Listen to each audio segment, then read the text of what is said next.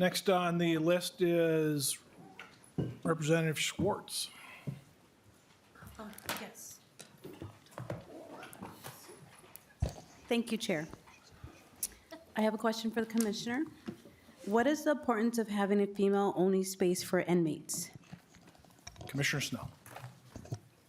Mr. Chair, Representative Schwartz, we talked about the importance of providing gender-responsive care and services. And I think it speaks to the issue of gender more broadly, whether, regardless of the fact that somebody is trans or not, we want to provide responsive services in accordance with that, their gender identity.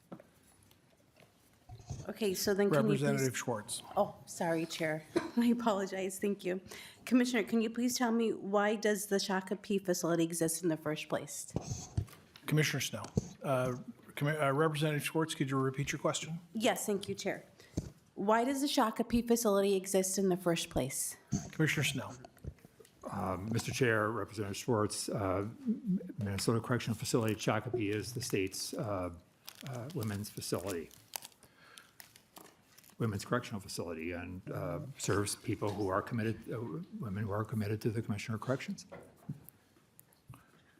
Representative Schwartz. Thank you. Representative Berg. Thank you, Mr. Chair. This question is for the author of the bill. Can you tell me how the DOC verifies biological sex, and what is any cost that might be related to those types of examinations? If you could explain that for us. Thank you. Chair Franzen. Thank you, Mr. Chair, Representative Berg. You know, that is a question for Commissioner Schnell. But as I'm looking at, the Alpha News article, and there was one on Fox regarding the Department of Corrections, and I'm sure you have the Alpha News article in your testimony. But just by looking at these individuals, let's see, Nathan Charles Johnson certainly does not look like a Susie Q. Bradley Richard Servio certainly does not look like a Mary Jane. Mr. Chair, also Sean Windinglad certainly does not look like a Jenny Jones. Representative and I Franzen. can go on and on. So As you said, Commissioner Snell would answer the question. I assume there's a medical evaluation done of the prisoners when they come in? Mr. Chair, this is complicated because we, I think the question here is one of the ways in which we determine somebody's biology. But certainly there are trans women who have surgery, and that would be a very difficult determination. Really, it's the way to determine this is a person's biological status is really by looking at comprehensively through records, but that's not a reflection of gender as such. And so I think that this becomes the complicated feature. We do not conduct medical evaluations for the purposes of ascertaining a person's status of a person's genitalia.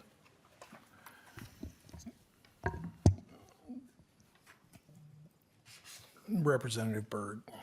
Thank you, Mr. Chair. And again, to the author, does any of the research that you did for this bill, which I'm fascinated that you're the author, I wasn't aware you had a deep and abiding love for inmates. In any of the research that you did for this bill, did you use anything other than right-wing propaganda for your research? Mr. Chair. Go ahead, Representative. Chair First off, Franzen. I don't think condescending snark is warranted. Secondly, I don't really find that is a real question. Mr. Chair. Thank you. Mr. Chair. Mr. Representative Berg is up. Thank you, Mr. Chair. So the answer to the question is no, you did not do any research outside of right-wing propaganda. Representative Coran. That was a question, Mr. Chair, to the bill author. Chair Franzen, would you like to answer the provocative question? Sometimes questions do not need to be answered, Mr. Chair. Representative Coran. Thank you, Chair. First, if we're going to entertain snarky comments by a bill author, I think it's certainly warranted to ask about where sources are coming from that are delivered to this committee. That is certainly a point well made. And I hope that you wouldn't, interrupt me if I were to ask the author of this bill, do I look more like a Mary Jane or a Susie Q to you? That's a question Well, for the bill author. I couldn't hear the comment. If you'd like to repeat it, please. And look at me when you do it so I'm struggling to hear. Yeah, considering the bill author's comments of whether or not people in general may subscribe to what she believes a woman or man may look like, saying that certain people may look like a Mary Jane or like a Susie Q, then interrupting Representative Berg when she asked a very astute question about where the materials are coming from, then I expect my question from the bill author to be answered without interruption. Do I look more like a Mary Jane or a Susie Q or other to you? Let me just, if you'd indulge me just for a second, Chair Franzen and Representative Coran, if you noticed, I did cut her off when she was doing that. Representative, or Chair Franzen. Yeah, I'm curious if the author of the bill would answer my question. And once again, now you just cut me off. Chair Franzen. Thank you, Mr. Chair. I believe your name is Representative Breon Curran. That's not the question. Representative Curran. Okay. So we're not going to answer questions that were asked. I guess we'll just move on from that. There's a lot to tackle here. I do have another question for the bill author. Do you think trans women should be protected? Chair Franzen. Thank you, Mr. Chair. Members, House File 435 is about protecting biological women. So that's a no. It is about keeping their spaces women only. This is not rocket science. It should not be controversial. This is common sense. Representative Curran. Thank you. I think it would be not rocket science to follow our Constitution and the human rights laws that we have here in Minnesota as well. And as you stated earlier, you think it's okay to break constitutional law because you think the other side did it, so you just come in and do it yourself too. That's the solution. I don't think that's what we're in the business of doing here. So I ask again, do you think trans women in Minnesota and nationally should be protected? Chair Franzen. Mr. Chair, again, House File 435, I'd like to bring it back to the topic at hand, and that is about protecting biological women and keeping those spaces women only. Representative Curran, do you have a question about Bill 435? Yep. So these are all questions about the bill. We are specifically targeting trans women in this bill. I'm curious, why aren't you addressing trans men? Chair Franzen.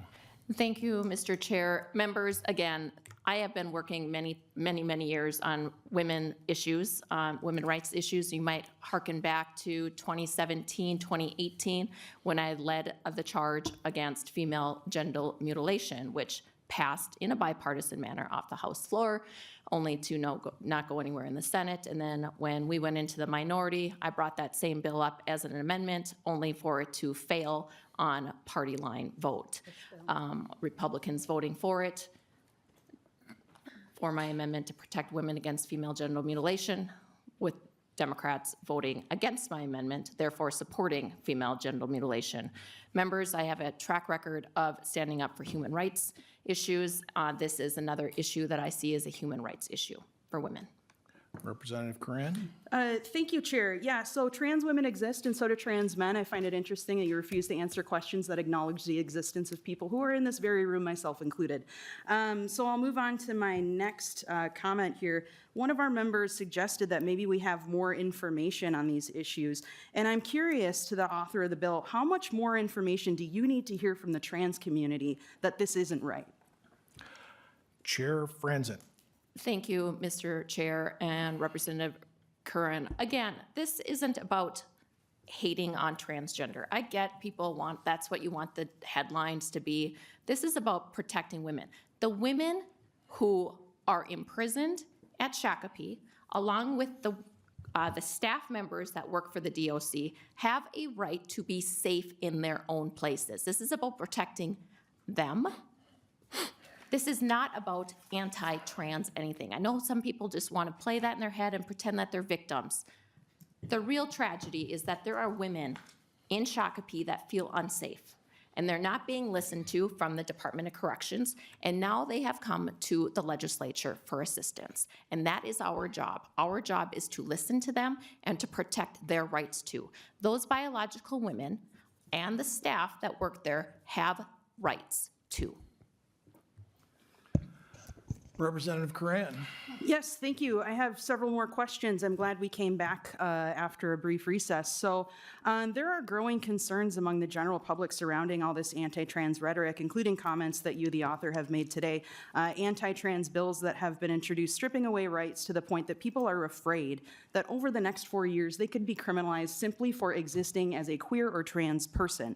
So I think it's really relevant to this conversation then that people would be extra concerned that over the next 4 years, should they be criminalized just for who they are, that they will end up then in the wrong facility and be further abused as a community who is already abused at an exorbitant rate. And we already know that trans people are 5 to 6 times more likely than the general incarcerated population to be sexually assaulted by staff, 9 to 10 times more likely to be sexually assaulted by other inmates. So, you know, this isn't just about who's residing in a current facility and who's working in a current facility. This is a broad strategy. This bill is one in a broad strategy here in Minnesota and nationwide to assert that trans people don't exist and that people should be put into 2 different buckets. That is inherently dangerous. That has nothing to do with the actual safety of the people involved and everything to do with ideology that has no place here.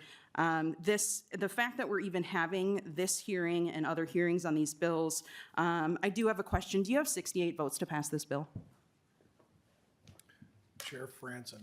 Thank you, Mr. Chair and members. You know what? This is a common sense bill, and I would expect it to pass with bipartisan manner. Chair Coran. I appreciate the upgrade, but I'm no chair today. So, you know, you don't have 68 bills, or 68 votes for this bill. You know that. Our entire caucus is committed to protecting the strong values that Minnesotans elected us to protect here in Minnesota, and that we did a great job of protecting over the last 2 years. Over literal dead bodies, will you change my mind on this or any of my colleagues? And I'm done there.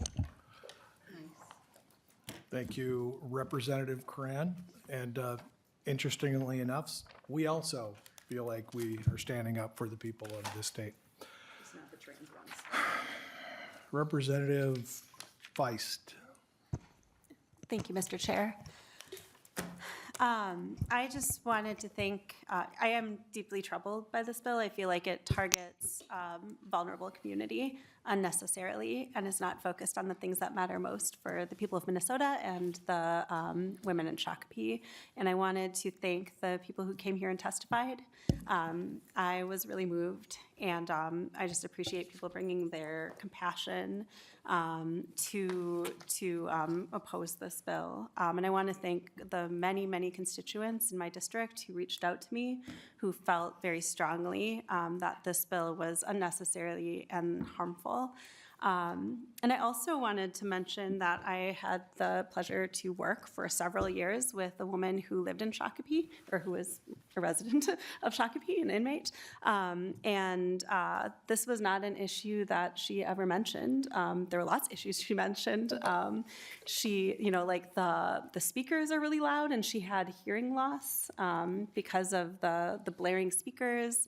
You know, I've toured Shakopee, and I know there are issues with like UA tests being, you know, spontaneously being approached to do a UA test and having just gone to the bathroom, and they get in trouble for not being able to do a test. There are just all these, you know, really specific issues that impact the daily lives of the women in Shakopee. And this isn't one that I've ever heard anyone mention, and I've talked to a lot of women who have been in Shakopee. And I just wanted to get clarification from Commissioner Schnell. You said there were 8,300 folks who are currently under Department of Corrections care. How many of those are transgender women in Shakopee? Commissioner Snell. Mr. Chair, Representative Feist, we have 3 transgender women placed at Shakopee. Representative Feist. Yeah, thank you, Commissioner. So it sounds like this is not a huge issue. It's not a huge population. I don't think it's the things that we should be focusing on when we're looking at the conditions in our correctional facilities. Thank you. Representative Pinto. Thank you, Mr. Chair. First, a question to the Commissioner. Looking at the amendment of the definition that was added of a female, and this is kind of following up some earlier questions, it sure looks to me that this bill, if it became law, would require you to assess the genetics of the folks in your care and assess their reproductive system. Can you just comment on that? And I suppose as opposed to having somebody take a look at photos and say whether they think somebody happens to fit some particular stereotype, can you talk about kind of the work that would be involved if this became law and if this definition were to kick in? Commissioner Snell. Mr. Chair, Representative Pinto, yes, it would be like virtually impossible without that full comprehensive either record review or much fuller diagnostic process than we do. And again, we do not, as a matter of course, do medical evaluations or inspections of people strictly for the identification of genitalia and placement. Representative Pinto. Thank you, Mr. Chair. And that question, of course, and some of our questions end up getting into kind of the details of the bill. You know, we're policymakers, that's what we're doing. But what it makes me think about then is the earlier reaction to the earlier question, right? Which kind of, I think, gets to the broader point here, which is that we can kind of look at somebody and make some determination about them, or fail to be resistant to make some judgment about them, and just have it be that we're sort of making these blanket statements about people and putting them in boxes. And what I think it's interesting, actually the definition that was added in the amendment, the number of us voted against, but it actually does kind of point up the technicalities of this and the fact that you can't look at somebody, nor should you be able to look at somebody and say, oh, this is that kind of person and that kind of person. In fact, it's a lot more complicated than that. And in fact, a lot more expensive than that, as it'd be a lot more expensive if, I guess, Gender Justice sued the state once and presumably would like to not have to sue the state again. But if this bill passes, then that'll happen again. And so I hope that the fiscal note that's on its way is taking into account both of those points. And just more broadly, and Chair, this may be first a question for you, and I'll try to help rehabilitate something. We are the Public Safety Committee, and I really do think, Mr. Chair, I suspect that your feeling is that includes everybody in our state. There's some nuances about exactly how we do that, but I guess I would ask you, Mr. Chair, do you view our remit as encompassing having people be safe and protected, no matter who they are in our state, as being a basic sort of thing that we're trying to do as a committee? I missed a word. Do it one more time. And Mr. Chair, just asking whether you view our responsibility as a committee to include safety and protection for everybody in our state. Everyone, yes, that is correct. Thank you, sir. And so, if I may, Chair, in that case, to Representative Franson, I want to give you a chance again.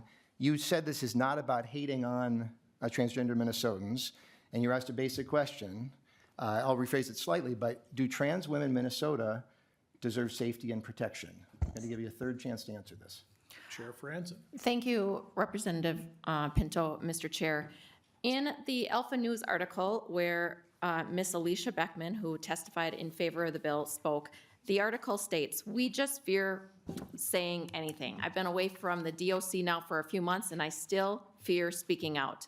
And I'm speaking out for those women who deserve a chance to be rehabilitated in a way that they're doing that is appropriate." Mr. Chair and members, this is about making sure those women are in women-only spaces.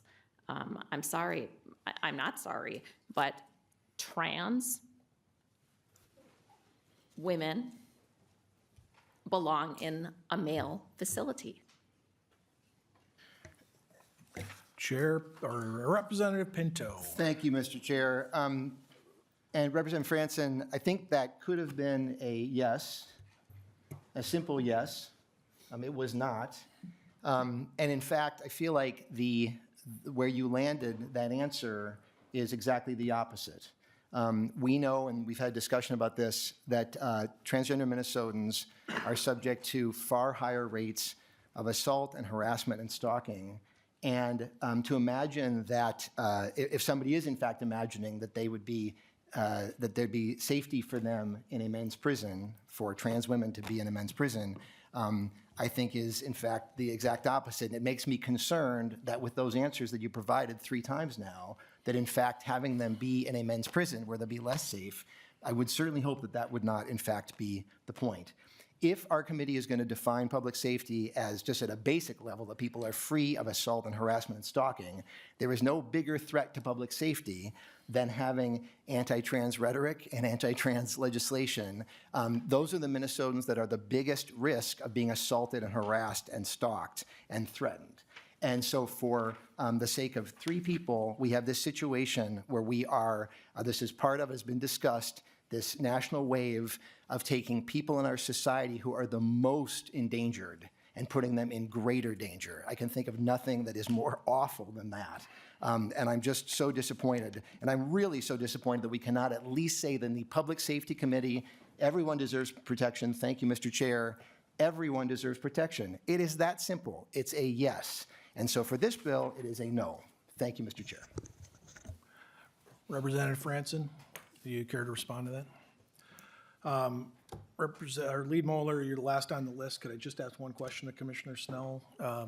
Commissioner Snell, maybe I missed something wrong. You said there's 3 in Shakopee that we are discussing that this bill would affect, but I believe you said there was a number like 49 before, a total in the correctional population. So where are the rest of them? Mr. Chair, we have transgender people across the system who've identified as transgender and are in various stages or just have brought forward that gender identification. Some have requested certain services, some of them are in the review process, but they are placed where in the initial facility upon intake until services are rendered through the policy process. Comment, Chair Franzen? Yes, Mr. Chair, and I'm wondering if you have the answer to this or if perhaps Ms. Beckman has an answer for this, but I believe that some of the transgender individuals that were at Shakopee were eventually transferred out of that facility and put in a facility that matches their biological gender. Could you, Well, you have would be that a question answer? for Representative, or for Commissioner Snow. Mr. Chair, Chair Franzen, one transgender woman was removed and placed back at the other facility based on some information that we had received and reviewed. Thank you. Representative Hudson. Thank you, Mr. Chair. Commissioner Schnell, when you were describing earlier the process through which any inmate who identifies as trans requests to be transferred from a male facility to Shakopee, it stuck out that you referenced taking into consideration how they feel about their safety. Was that an accurate description? Commissioner Snow. Mr. Chair, yes, their view on their own safety has to be given consideration. Representative Hudson. Thank you, Mr. Chair. Thank you, Commissioner Schnell. So let me ask a hypothetical that I think I know the answer to, but I'd like to get it on the record. So let's say there's a male incarcerated person in a male correctional facility who, for whatever reason, feels as though he is not safe in that environment.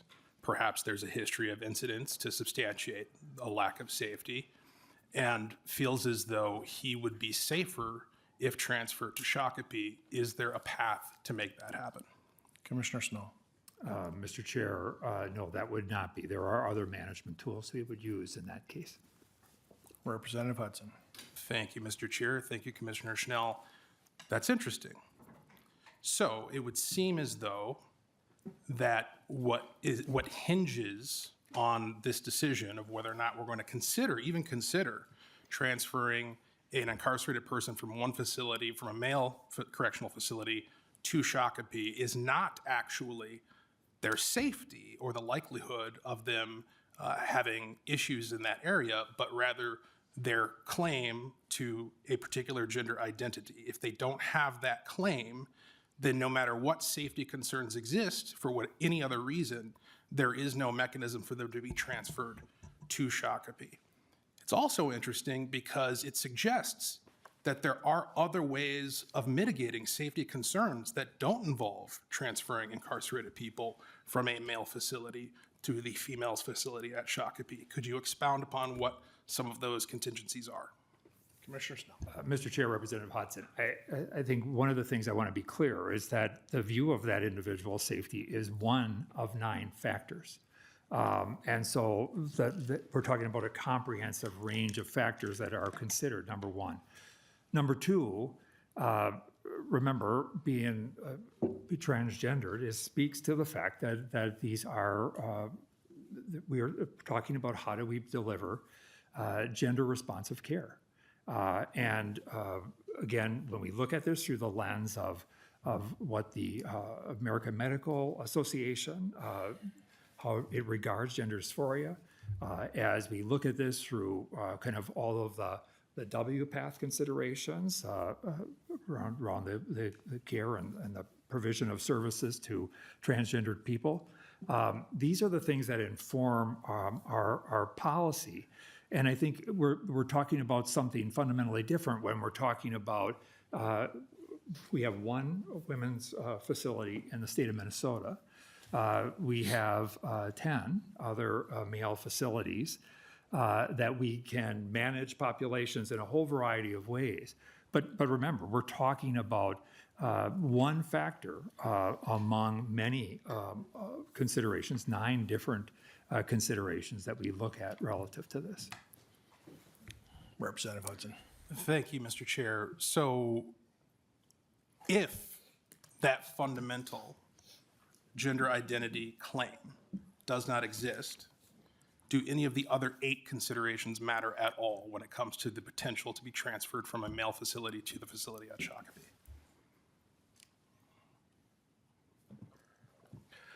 Commissioner Snell. Mr. Chair, I think, again, the views of safety as one factor, but I want to also be clear that you would have to first identify as a trans person, a trans woman, in order to be considered for transfer to Shakopee. Representative Hudson. Thank you for your indulgence, Mr. Chair. I appreciate the back and forth. I think what we have established is that despite the many statements lifting to the surface a concern over safety, in point of fact, what we're talking about here is an affirmation of gender ideology. That's what this is entirely about. And I maybe this will land as a question. I don't know. I'm making it up as I go. But it occurs to me that the feelings of safety from the female incarcerated individuals at Shakopee do not carry the same weight as the feelings of safety from a trans-identifying male inmate in another facility. And when we talk about making sure that everyone's safe, that point's been made here many times tonight. The idea that we're here to protect everyone, which we are, certainly doesn't feel as though we're weighing everyone's feelings equally. It feels as though some people's feelings get weighed very much more heavily than others. Thank you. Commissioner Snell, looks like you want to say something. Mr. Chair, Representative Hudson, I have to challenge that to a degree. Because again, I would ask that you go back to the earlier statements about the fact that if you're not in these settings and you're not managing the range of issues that come up, comments like that really, I think, become almost fuel a fire that just is not a reflection of reality. We deal with and manage all kinds of issues, from the most slight and interpersonal to really significant issues. And so this is about being respecting where people are at and recognizing the fact that people far smarter than me have identified gender dysphoria and all of the issues related to being transgender as something that requires a responsive direction, and that we have to, just like everything else we do in a correctional setting, manage and balance the totality of factors. And that's what this policy attempts to do. And I think that we do it as good as we can, and as much as human beings ever will allow us to do that. But I think we do this reasonably well, and I think we're getting better, we're getting smarter, and perhaps it's taken longer than it should have in some cases. But I don't want to be dismissive of the safety of anyone in our facilities. And we have to manage the safety of people who've experienced the range of victimization at the hands of anyone who are in our facilities, both whether they be men, women, or trans men or women. We're talking about we have to manage all of those factors. And I don't want to be characterized as being dismissive of anyone or simply following some ideological thing. This is really about providing responsive care to people in an environment that we have to manage. One more, Representative Hudson. Thank you, Mr. Chair. My last question is actually for the testifier, Alicia Beckman, if she's still in the room.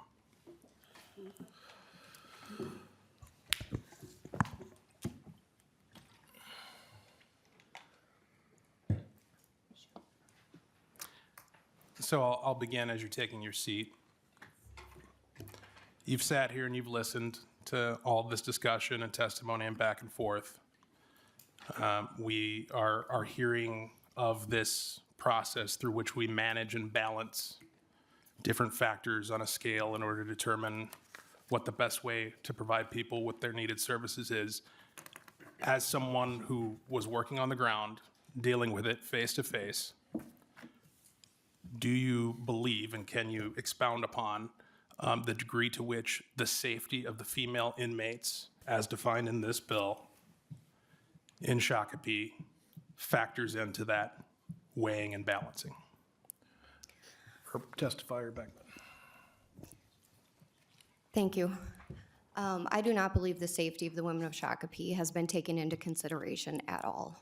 I think that it goes to show that the fact that nobody was told that a trans was being transferred to Shakopee, and the lack of training, the lack of town hall meetings. We had town hall meetings left and right over the past several years at Shakopee, and there has not been one meeting to discuss the transfer of trans into Shakopee Correctional Facility. I did not walk away from a career I love because one or two women says, I don't feel safe. It is a feeling amongst a large majority of the women there and a large majority of the staff. There is a reason there are staff shortages. There are reasons that staff are leaving in droves, and it is because we are not being listened to. The women of Shakopee are not being heard. If this truly was not a gender issue, then we might as well get rid of the Women's Correctional Facility. Representative Mueller. Thank you, Mr. Chair. And I'm going to have a question for Commissioner Schnell, if he can come back up. But while he's doing that, I'm just going to say it seems like there is this underlying inference that transgender women are more likely to commit crimes than other people, and that is absolutely false. As has been said repeatedly, transgender women are more likely to be victims of crime. We are talking about 3 transgender women who are women. Transgender women are women. We are talking about 3 people out of 8,300 in the whole system. That's 0.036% of our prison population. And the fact that we're hearing from some staff that are saying that other women aren't safe and they're not safe, I actually want to talk about sexual assaults against women by men. And Commissioner Schnell, I would like to know about the recent lawsuit that DOC was involved in because of a male CO that assaulted a female. Commissioner Snell. Mr. Chair, Reed Muller, well, these are not things that anybody likes to be in the position of doing. I recently, in October of 2024, settled a lawsuit over a former staff member, a male staff member who was providing a transport for a woman from Shakopee, and during the course of that transport, sexually assaulted the woman, incarcerated woman from Shakopee.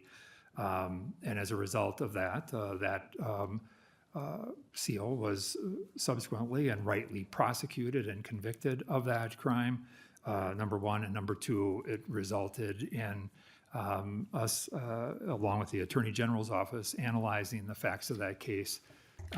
And in the interest of the taxpayers of Minnesota, was to settle that lawsuit for $500,000. I think these cases are unfortunate and certainly not things that we want to have happen ever in our setting. But I think it does reflect the fact that you know, issues of risk and threat come from all over. And we, again, have to manage that as much as we manage anything else. Lead Muller. Thank you. That's right. Risk and threat come from all over. It can be other inmates upon inmates, as you said. It can be staff upon inmates. But this falsehood that transgender women, who are women, are more likely to commit crimes than other non-transgender, cisgender people is just simply false. And it's also based on hateful rhetoric. We hear a lot in this committee about rhetoric and why words matter and how rhetoric matters. And words matter. The fact that we're having this hearing now matters. Transgender people are being erased. They're dying. And this doesn't help. I don't know why you're looking to the side. That is true. And it doesn't help to have committee hearings like this where you're in air quotes saying transgender. It's really offensive, it's hateful rhetoric, and people are gonna get hurt because of that. I'll also just say that there was talk about the Constitution, and you know, we talked about other bills, and yes, things get challenged all the time. People raise questions about constitutionality, but we know this is unconstitutional, and we took an oath to uphold the Constitution. So if this bill goes forward, which it won't because we don't have 68 votes, it will be in violation of the oath that we took to the Constitution. Thank you. Representative Franson, would you have any closing remarks? Thank you, Mr. Chair and members. Thank you for listening to my non-controversial bill today. I think, you know, I appreciate the testifiers, and I thank Ms. Beckman for coming and telling her story on behalf of the women prisoners and staff as well, and her voice carries weight just as well as the other testifiers as well. Members, this is a good bill. It's a common sense bill.